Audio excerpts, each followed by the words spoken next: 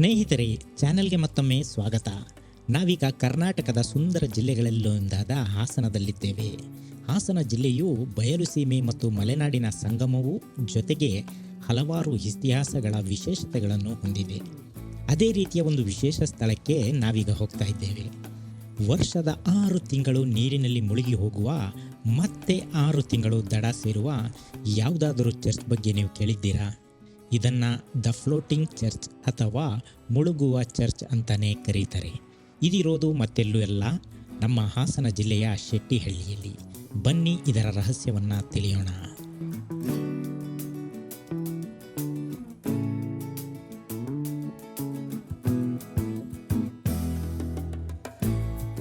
ಚರ್ಚಿನ ಜೊತೆಗೆ ನಾವಿವತ್ತು ಹೇಮಾವತಿ ಹಿನ್ನೀರಿನಲ್ಲಿ ಇರುವ ಶ್ರೀ ರಂಗನಾಥ ಸ್ವಾಮಿ ದೇವಾಲಯ ಹಾಗೆ ಹಲುವಾಗಿಲು ಚೆಕ್ ಡ್ಯಾಮಿನ ಬಳಿ ನಿರ್ಮಾಣವಾಗಿರುವ ಸುಂದರ ಜಲಪಾತಕ್ಕೆ ಭೇಟಿ ನೀಡೋಣ. ಈ ಚರ್ಚ್ ಹೇಮಾವತಿ ಅಣೆಕಟ್ಟೆ ಹಿನ್ನೀರಿನಲ್ಲಿದೆ. ಇಲ್ಲಿಗೆ ಹೋಗಬೇಕಾದ್ರೆ ಈ ಅಣೆಕಟ್ಟೆಯ ಬಳಿಯಿಂದಲೇ ಸಾಗಬೇಕು. ಹಾಗೆ ಅಣೆಕಟ್ಟೆಯ ಒಂದು ನೋಟವನ್ನು ನೋಡಿ ನಂತರ ಚರ್ಚ್ ಬಳಿ ಹೋಗೋಣ.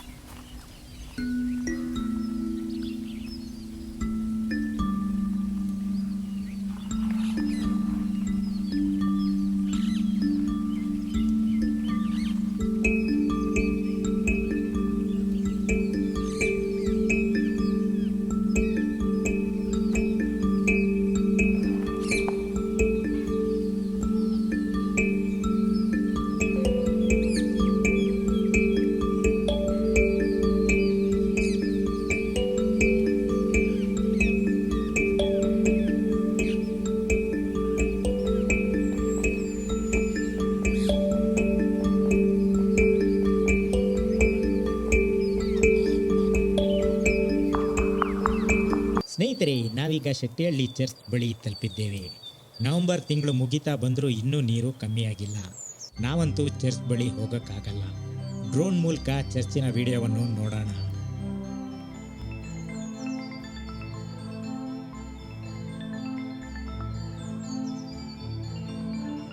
ಈ ಚರ್ಚನ್ನು 1860ರ ದಶಕದಲ್ಲಿ, ಅಂದರೆ ಸುಮಾರು 160 ವರ್ಷಗಳ ಹಿಂದೆ ಫ್ರೆಂಚ್ ಮಿಷನರಿಗಳು ನಿರ್ಮಿಸಿದರು. ಆ ಸಮಯದಲ್ಲಿ ಹಾಸನ ಮತ್ತು ಸಕಲೇಶಪುರ ಭಾಗದಲ್ಲಿ ಬ್ರಿಟಿಷ್ ಅಧಿಕಾರಿಗಳು ಮತ್ತು ಕಾಫಿ ಎಸ್ಟೇಟ್ ಮಾಲೀಕರು ಹೆಚ್ಚಾಗಿ ವಾಸಿಸುತ್ತಿದ್ದರು. ಅವರ ಪ್ರಾರ್ಥನೆಗಾಗಿ ಈ ಚರ್ಚನ್ನು ಕಟ್ಟಲಾಗಿತ್ತು. ಇದರ ನಿಜವಾದ ಹೆಸರು ಶೆಟ್ಟಿಹಳ್ಳಿ ರೋಸರಿ ಚರ್ಚ್. ಇದು ಯುರೋಪಿಯನ್ ಶೈಲಿಯ ಗಾಥಿಕ್ ವಾಸ್ತುಶಿಲ್ಪಕ್ಕೆ ಉತ್ತಮ ಉದಾಹರಣೆ.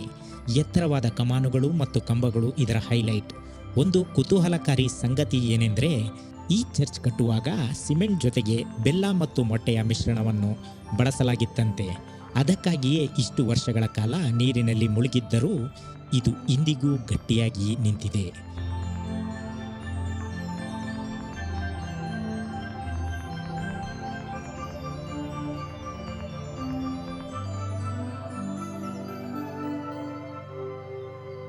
ಚರ್ಚನ್ನು ವೀಕ್ಷಿಸಲು ಉತ್ತಮ ಸಮಯ ಜುಲೈನಿಂದ ಅಕ್ಟೋಬರ್. ಚರ್ಚ್ ನೀರಿನಲ್ಲಿ ಮುಳುಗಿರುವ ದೃಶ್ಯಕ್ಕಾಗಿ ಡಿಸೆಂಬರ್ನಿಂದ ಮೇವರೆಗೆ ಚರ್ಚ್ನ ಒಳಗೆ ಹೋಗಿ ಪೂರ್ತಿ ರಚನೆಯನ್ನು ನೋಡಲು.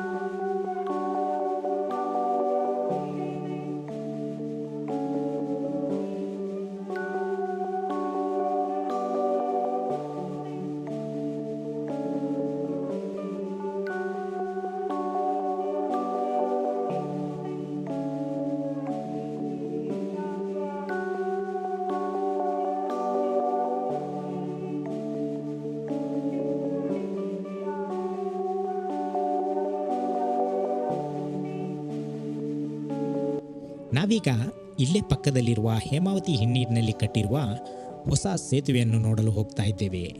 ಈ ಸೇತುವೆಯಿಂದಲೂ ಕೂಡ ಚರ್ಚಿನ ಮತ್ತು ಹೇಮಾವತಿ ಹಿನ್ನೀರಿನ ಬಹಳ ಸುಂದರವಾದ ವ್ಯೂ ಕಾಣಿಸುತ್ತೆ.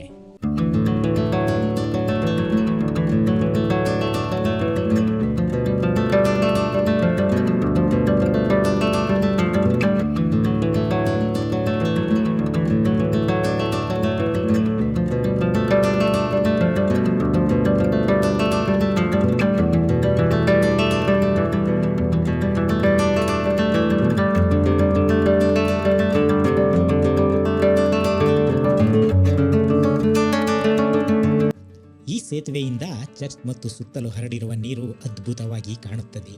ಸೇತುವೆ ಮೇಲಿಂದ ನೋಡಿದರೆ ನೀರಿನ ಮಧ್ಯೆ ಒಂಟಿಯಾಗಿ ನಿಂತಿರುವ ಚರ್ಚ್ ದೃಶ್ಯ ಕಾವ್ಯದಂತೆ ಕಾಣುತ್ತೆ. ಚರ್ಚ್ ಜೊತೆಗೆ ಅಲ್ಲಿ ಒಂದು ಹಳೆಯ ಸೇತುವೆಯೂ ಇತ್ತು. ಗೊರೂರು ಡ್ಯಾಮ್ ಕಟ್ಟುವ ಮೊದಲು ಹಳೆಯ ಕಾಲದಲ್ಲಿ ನದಿ ದಾಟಲು ಬ್ರಿಟಿಷರು ಕಟ್ಟಿದ ಸೇತುವೆ ಇದಾಗಿತ್ತು. ಡ್ಯಾಮ್ ನೀರು ತುಂಬಿದಾಗ ಚರ್ಚ್ನಂತೆಯೇ ಈ ಹಳೆಯ ಸೇತುವೆಯು ನೀರಿನಲ್ಲಿ ಮುಳುಗುತ್ತದೆ. ಬೇಸಿಗೆಯಲ್ಲಿ ನೀರು ಇಳಿದಾಗ ಮಾತ್ರ ಇದರ ಕಂಬಗಳು ಮತ್ತು ಅವಶೇಷಗಳು ಕಾಣುತ್ತವೆ. ಸ್ನೇಹಿತರೆ, ಈಗ ನಾವು ಈ ಹೊಸ ಬ್ರಿಡ್ಜ್ ಮೇಲೆ ನಿಂತಿದ್ದೀವಿ. ಇಲ್ಲಿಂದ ನೋಡಿದರೆ ಆ ಮುಳುಗುವ ಚರ್ಚ್ ಎಷ್ಟು ಸುಂದರವಾಗಿ ಕಾಣುತ್ತೆ ನೋಡಿ. ಅಷ್ಟೇ ಅಲ್ಲ, ನೀರಿನ ಮಟ್ಟ ಕಡಿಮೆ ಇದ್ದಾಗ ಹಳೆಯ ಕಾಲದ ಬ್ರಿಡ್ಜ್ ಕೂಡ ಇಲ್ಲಿ ಕಾಣುತ್ತೆ. ಶೆಟ್ಟಿಹಳ್ಳಿ ಲೊಕೇಶನ್ನಲ್ಲಿ ಕೇವಲ ಚರ್ಚ್ ಅಷ್ಟೇ ಅಲ್ಲ, ಈ ಬ್ರಿಡ್ಜ್ ಮೇಲೆ ನಿಂತು ಇಲ್ಲಿನ ಪರಿಸರವನ್ನು ನೋಡುವುದು ಕೂಡ ಒಂದು ಹೈಲೈಟ್.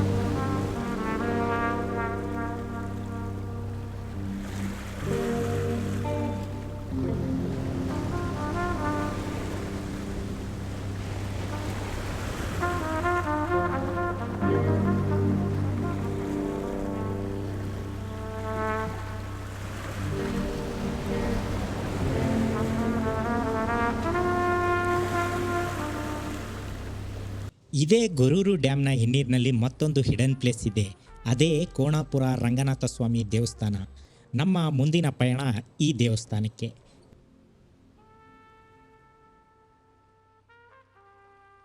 ನೀವೇನಾದರೂ ಶೆಟ್ಟಿಹಳ್ಳಿ ಚರ್ಚ್ಗೆ ಅಥವಾ ಗೊರೂರು ಡ್ಯಾಮ್ಗೆ ಪ್ರವಾಸ ಬಂದಿದ್ದರೆ ಮಿಸ್ ಮಾಡದೆ ನೋಡಲೇಬೇಕಾದ ಸ್ಥಳವೇ ಈ ದೇವಸ್ಥಾನ.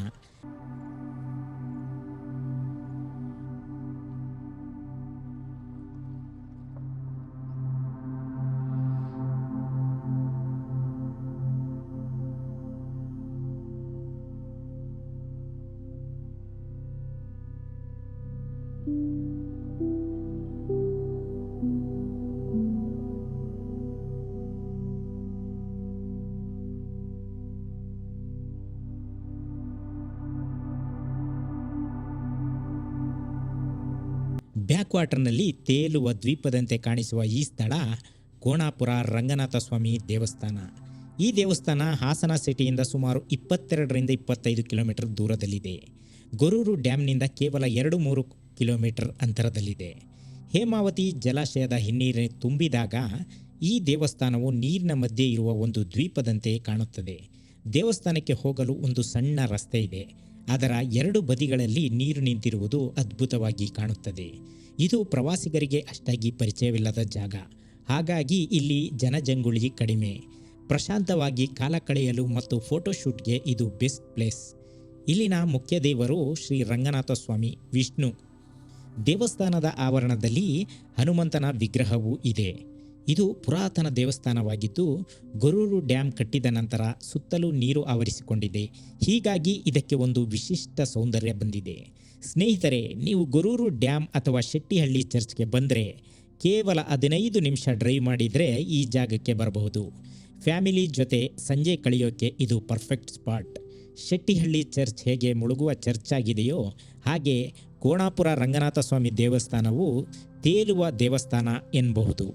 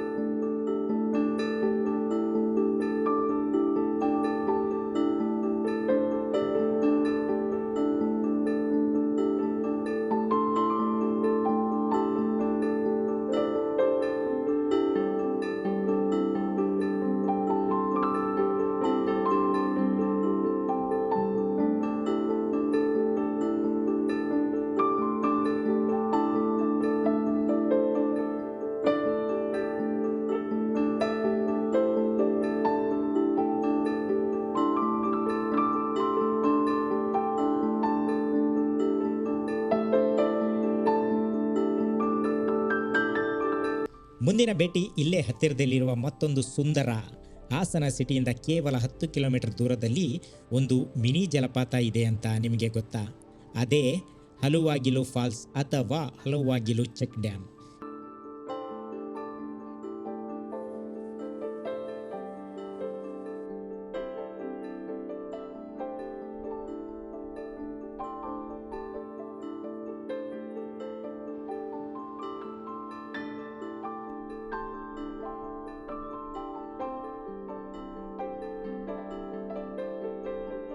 ಇದು ಹಾಸನ ಸಿಟಿಯಿಂದ ತುಂಬ ಹತ್ತಿರವಿದೆ ಮತ್ತು ಒಂದು ಸಣ್ಣ ಹಿಡನ್ ಜೆಮ್ ಎಂದು ಕರೆಯಬಹುದು. ಫ್ಯಾಮಿಲಿ ಜೊತೆ ವೀಕೆಂಡ್ ಎಂಜಾಯ್ ಮಾಡೋಕ್ಕೆ ಇದು ಬೆಸ್ಟ್ ಜಾಗ. ಇದೊಂದು ಚಿಕ್ಕ ಡ್ಯಾಮ್. ನೀರು ಹರಿಯುವಾಗ ನೊರೆ ನೊರೆಯಾಗಿ ಕಾಣೋದ್ರಿಂದ ಇದನ್ನು ಹಾಲುವಾಗಿಲು, ಹಾಲು ಪ್ಲಸ್ ಬಾಗಿಲು ಎಂದು ಕರೆಯುತ್ತಾರೆ. ಇಲ್ಲಿ ನೀರು ಮೆಟ್ಟಿಲುಗಳ ಮೂಲಕ ಹರಿಯುವ ದೃಶ್ಯ ನೋಡಲು ಸುಂದರವಾಗಿರುತ್ತದೆ. ನೀರು ಕಡಿಮೆ ಇದ್ದಾಗ ನೀವು ಕೆಳಗೆ ಇಳಿದು ಆಟವಾಡಬಹುದು, ಆದರೆ ಜಾಗ್ರತೆ ವಹಿಸಿ. ಸ್ಥಳೀಯವಾಗಿ ಇದನ್ನು ಪ್ರೀತಿಯಿಂದ ಹಾಸನದ ಮಿನಿ ಫಾಲ್ಸ್ ಅಂತಾನೂ ಕರೀತಾರೆ. ನೀರು ಕಡಿಮೆ ಇದ್ದಾಗ ಮತ್ತು ರಭಸ ಇಲ್ಲದಿದ್ದಾಗ ಸ್ಥಳೀಯರು ಮತ್ತು ಪ್ರವಾಸಿಗರು ಇಲ್ಲಿ ಇಳಿದು ಸ್ನಾನ ಮಾಡುತ್ತಾರೆ ಅಥವಾ ಆಟ ಆಡುತ್ತಾರೆ. ಆದರೆ ಮಳೆಗಾಲದಲ್ಲಿ ತುಂಬ ಡೇಂಜರ್. ಇಲ್ಲಿನ ಕಲ್ಲುಗಳ ಮೇಲೆ ಪಾಚಿ ಬೆಳೆದಿರುತ್ತೆ. ಕಾಲಿಟ್ರೆ ಜಾರಿ ಬೀಳುವ ಸಾಧ್ಯತೆ ತುಂಬ ಹೆಚ್ಚು. ಕೆಲವರು ಪಾರ್ಟಿ ಮಾಡಿ ಗಾಜಿನ ಬಾಟ್ಲಿ ಹೊಡೆದಿರ್ತಾರೆ. ಹಾಗಾಗಿ ನೀರಿನಲ್ಲಿ ಇಳಿಯುವಾಗ ಚಪ್ಪಲಿ ಹಾಕ್ಕೊಂಡೇ ಇಳಿಯೋದು ಉತ್ತಮ. ಡ್ಯಾಮ್ ಅಥವಾ ಕಾಲುವೆಯಿಂದ ನೀರು ಬಿಟ್ಟಾಗ ಮಾತ್ರ ಇಲ್ಲಿ ನೀರಿರುತ್ತೆ. ಬೇರೆ ಸಮಯದಲ್ಲಿ ಒಣಗಿರುತ್ತೆ. ಹಾಗಾಗಿ ಹೋಗುವ ಮೊದಲು ಸ್ಥಳೀಯರನ್ನು ವಿಚಾರಿಸುವುದು ಒಳ್ಳೆಯದು. ಇದು ಒಂದು ರೀತಿ ರಿಲ್ಯಾಕ್ಸಿಂಗ್ ಅಥವಾ ಪಿಕ್ನಿಕ್ ಸ್ಪಾಟ್ ಅಂತಲೇ ಹೇಳಬಹುದು.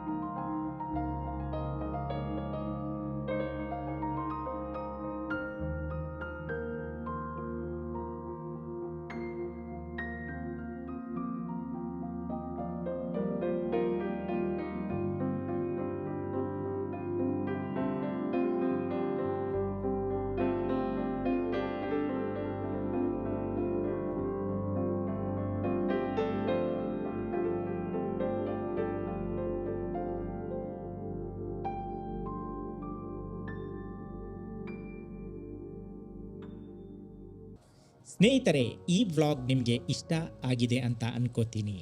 ನಿಮಗೆ ಇಷ್ಟ ಆದರೆ ದಯವಿಟ್ಟು ಲೈಕ್ ಮಾಡಿ, ನಿಮ್ಮ ಫ್ರೆಂಡ್ಸ್ ಜೊತೆ ಶೇರ್ ಮಾಡಿ. ಮತ್ತೆ ಇನ್ನೊಂದು ಇಂಟ್ರೆಸ್ಟಿಂಗ್ ವ್ಲಾಗ್ನಲ್ಲಿ ಸಿಗೋಣ.